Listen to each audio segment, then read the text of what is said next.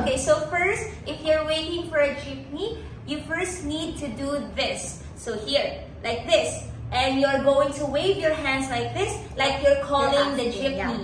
Yes, you don't have to say anything. The jeepney driver already knows that if you do this, you want to ride a jeepney.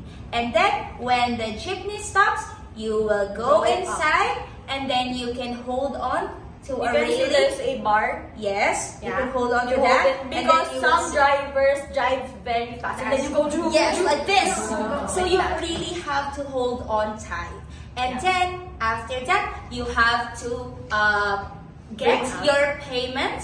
It's a peso or a coin. And then, since the driver is very far, so you said, bayad po, and then you pass it to the next person beside you. I will pass it to the next person until it reaches the jeepney driver. Yeah. And then, if you want to go down the jeepney, you say, para po, while doing this. On the roof. You knock on the roof. Yes, this is the roof, and then, para po.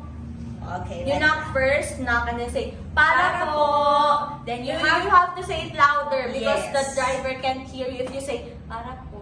Yes. And if the jeepney driver can't hear you, you won't be able to stop on your destination. You will go very, very far away. So you have to really say, para po. Talk like that. And then the jeepney will stop, and then you can go down now. That's very easy, right? Yes.